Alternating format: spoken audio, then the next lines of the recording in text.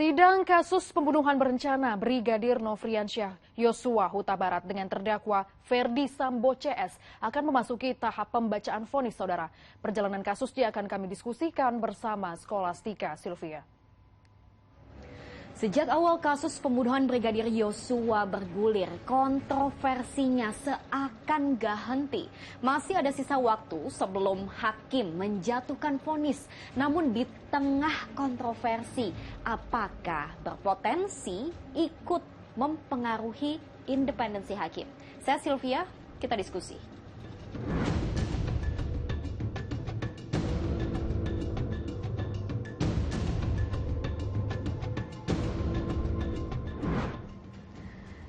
Diskusi kali ini kita masih akan membahas jalannya sidang hukum kasus pembunuhan Brigadir Yosua. Kalau saya bisa menggunakan istilah yang tepat untuk menggambarkan jalan berliku untuk menggenggam keadilan. Karena kalau bicara soal waktu panjang atau lama dan singkatnya tentu relatif. Tapi kalau bicara soal lika-likunya, yuk kita flashback. Kasus bergulir sejak Juli 2022, sebulan kasus ini ketutup. Semua pihak kompak mengaku baku tembak. Babak baru dimulai setelah Richard Eliezer buka suara dengan bumbu-bumbu drama rekayasa, dugaan kisah asmara sampai berujung melibatkan anggota-anggota polisi, pangkat barada sampai perwira. Sudah lebih dari 6 bulan proses hukumnya berjalan, lalu apa yang paling dinanti? Gak lain gak bukan vonis hakim. Fakta-fakta sudah digelontorkan di persidangan. Jaksa penuntut umum juga sudah membacakan tuntutannya. Terkini nota pembelaan yang disampaikan oleh satu persatu terdakwa. Sejak awal saya ditempatkan sebagai terperiksa dalam perkara ini, beragam tuduhan telah disebarluaskan di media dan masyarakat, seolah saya adalah penjahat terbesar sepanjang sejarah manusia. Penasihat hukum pernah menunjukkan sebuah video viral di masyarakat yang menggambarkan prosesi eksekusi mati terhadap diri saya sebagai terdakwa. Padahal persidangan pun masih berjalan dan jauh dari putusan pengadilan. Nampaknya berbagai prinsip hukum telah ditinggalkan dalam perkara ini, di mana saya duduk sebagai terdakwa. Kalaulah boleh saya bertanya, apakah salah jika saya bercerita secara jujur pada suami saya atas perbuatan keji yang merenggut dan merusak kehormatan dan harga diri saya dan keluarga? Apakah karena saya bercerita sebagai seorang istri pada suami, kemudian saya dituduh menjadi dalang atas semua ini? Benang merahnya sama antara pledoi Ferdy Sambo dan Putri Chandrawati. Keduanya sama-sama merasa sudah dihakimi oleh publik sebelum vonis hakim dijatuhkan. Di mata publik yang belum tentu paham dengan hukum ini, sanksi sosial dijatuhkan lebih dengan mempertimbangkan perasaan. Lalu apakah penghakiman publik ini bisa ikut berdampak mempengaruhi independensi hakim? Negara demokrasi, ya ini tidak bisa terbentuk bahwa masyarakat mempunyai pandangannya sendiri. Ada yang mengatakan gini kan, ini kan ditonton banyak orang, kemudian banyak opini, banyak persepsi dari masyarakat. Ya memang begitu, kita menjaga, apalagi sekarang ini kan kita harus mengawal proses pemidanaan, itu kan harus mengawal ya. Kita harus tahu juga artinya jangan juga mengatakan bahwa hakim tidak boleh terpengaruh oleh apapun yang ada di masyarakat, gitu kan gitu ya. Hakim jangan terpengaruh. Hakim ya pokoknya dia berdasarkan bukti yang dianggapnya terbukti dan kemudian sah dan juga ada keyakinannya, gitu kan. Di sisi lain kenyataannya memang bermasyarakat itu juga ada rasa keadilan masyarakat.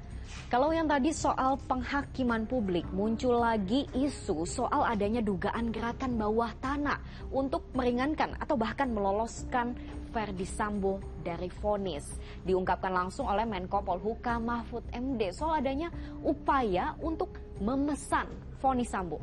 Gerakan itu tidak mempengaruhi, berusaha mempengaruhi, ya, mempengaruhi pengadilan, apakah itu jaksanya atau pengacaranya, agar Sambo, ya namanya kontroversi ya, ada yang bergerak agar Sambo dihukum berat, ada yang bergerak agar Sambo dihukum ringan, itu biasa, ada gerakan seperti itu, tetapi saya monitor sampai sekarang dan saya terus berkomunikasi dengan pihak-pihak yang berkompeten. Pengaruh itu tidak ada, gerakan itu ada orang yang berusaha mempengaruhi lewat berbagai pintu. Ada orang berarti siapa tuh Pak? Ya, yang grupnya Sambo, yang pendukungnya Sambo tuh ingin agar Sambo dibebaskan dan berhenti di sini kasusnya, agar tidak menjalar lagi. Tapi yang lawannya Sambo ini kan soal kelompok-kelompok aja kan, seperti kelompok sindikat kan, itu tidak bisa disembunyikan.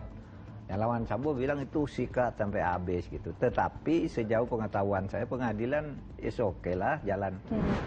Ada juga dugaan potensi ancaman kalau Verdi Sambo ini sampai divonis maksimal atau dihukum mati. Sambo nggak akan segan-segan untuk mengungkap skandal yang ada di dalam lingkungan perwira tinggi kepolisian.